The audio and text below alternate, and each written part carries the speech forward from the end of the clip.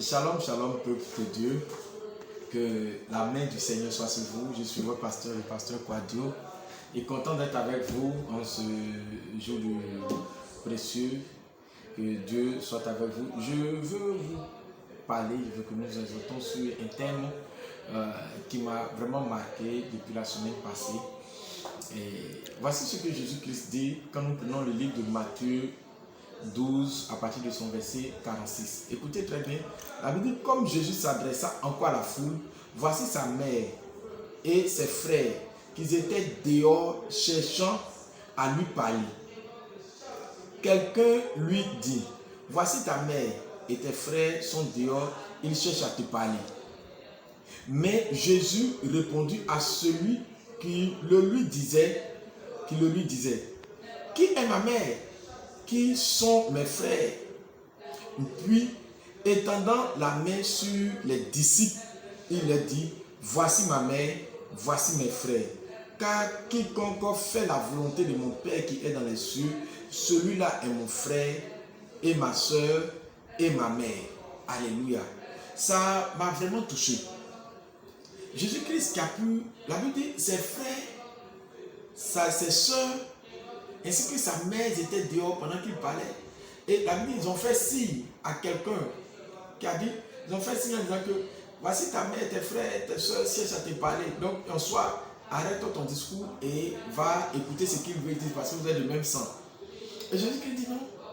Qui sont ma mère? Qui est ma mère? Qui sont mes frères?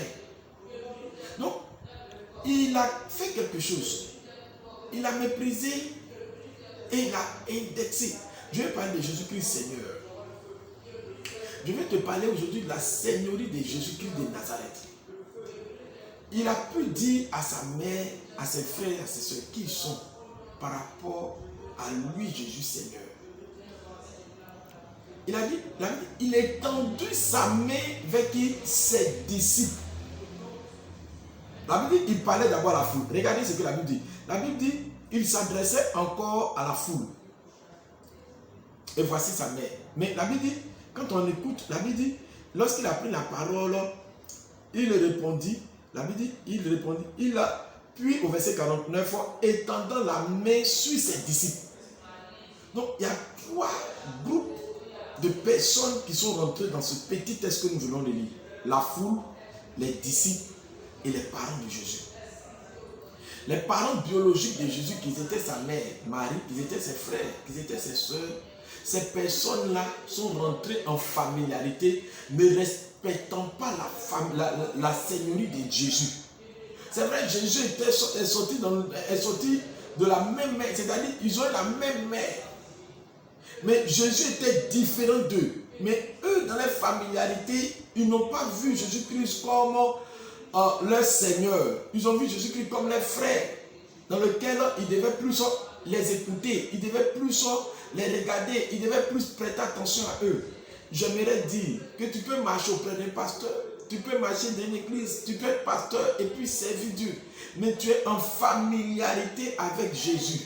Familiarité veut dire quelque chose. Tu penses que Jésus-Christ c'est quelqu'un que tu vas mener du bout de tes mains, du bout de ta bouche, qui va venir prendre soin de toi, ainsi de suite. Oui. Mais ce n'est pas quand on dit Jésus-Christ Seigneur, là il est le maître incontesté de ta vie. Il a le droit de te diriger. Il a le droit de conduire ta vie. Alors la familiarité dans laquelle sa mère, ses frères, ses soeurs ont voulu l'entraîner, les a disqualifiés. La Bible parle de la foule qu'il parlait. Mais lorsqu'il devait s'adresser en montrant qui sont ses frères, ses soeurs, la Bible dit, il a mis sa main vers ses disciples. Es-tu disciple de Jésus? Ou es-tu membre d'une église? Ou même si tu es membre de l'église, est-ce que tu es un disciple de Jésus? Le disciple, c'est celui qui suit Jésus. Le disciple, c'est celui qui est au service de quelqu'un. En soi, c'est un serviteur. Le disciple, c'est celui qui fait la fierté de celui qui suit. Le disciple, c'est celui qui suit une discipline. Alors Jésus a sa discipline. Est-ce que tu suis la discipline de Jésus? En suivant sa parole, en te conformant à sa parole, en s'alignant à ta parole. Est-ce que tu suis Jésus? Ou est-ce que tu veux que Jésus-Christ te suive comme sa famille qui a dit, viens, on va te parler. Il veut que Jésus-Christ fasse mouvement vers eux. Les disciples, ne disent pas à Jésus de faire mouvement vers eux. Les gens qui sont des chrétiens ou qui sont familiarisés à Jésus-Christ veulent que Jésus-Christ fasse mouvement vers eux. Alors ils ne reconnaissent pas le disciplinat, ils ne reconnaissent pas la seigneurie. Ils sont familiarisés à la présence de Dieu, même dans la prière, même dans les manières de parler, même dans les manières de faire. Ils se sont familiarisés à la présence inouïe de Dieu qui était représentant la personne de Jésus-Christ sur cette terre. La Bible dit que Jésus-Christ est l'empreinte de Dieu. Il est le digital, il est Dieu, il est le véritable. Gloire au Seigneur. Est-ce que tu es disciple de Jésus? Écoute, la Bible dit qu'il y avait la foule. La foule aussi, elle n'a pas regardé la foule. Un jour, il a dit à certaines personnes, vous me suivez parce que vous avez multiplié votre pain. Es-tu disciple de Jésus? Ou es-tu un homme de la foule? Ou es-tu la personne qui se familiarise à la présence de Jésus, ne faisant plus rien avec son autorité, en te obéissant, en te soumettant et en se conformant à ses exigences, à sa parole, en se conformant à sa nature?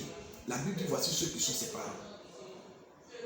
Écoutez, la Bible dit, voici ce que Jésus-Christ, car quiconque fait la volonté de mon Père qui est dans les cieux, celui-là est mon frère, ma soeur et ma mère. Fais-tu la volonté de Dieu? Ou travailles-tu à maintenir toi ta volonté? Ou travailles-tu à faire la volonté seulement de ceux qui sont autour de toi? Quelle est la volonté qui prime en toi? Est-ce la volonté de Dieu? Est-ce ta volonté? Ou est-ce satisfaire la volonté de ceux qui sont autour de toi? Ou les entités qui sont autour de toi? Ou satisfaire la volonté de la société?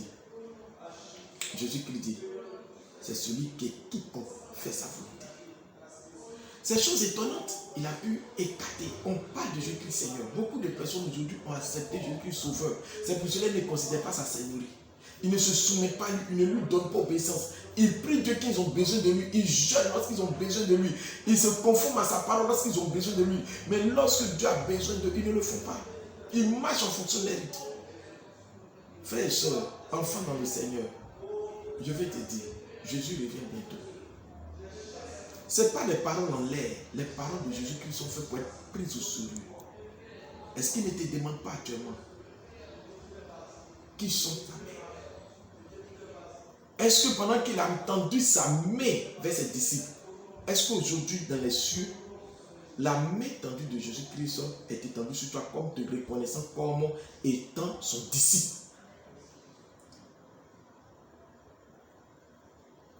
Est-ce qu'il te reconnaît comme étant son disciple? Alors c'est une petite exhortation, je veux que tu réfléchisses et que tu revoies ta vie. Et que tu cherches à faire la volonté de Dieu, à te soumettre à lui, à marcher dans sa volonté, à chercher ta volonté, que Dieu puisse te bénir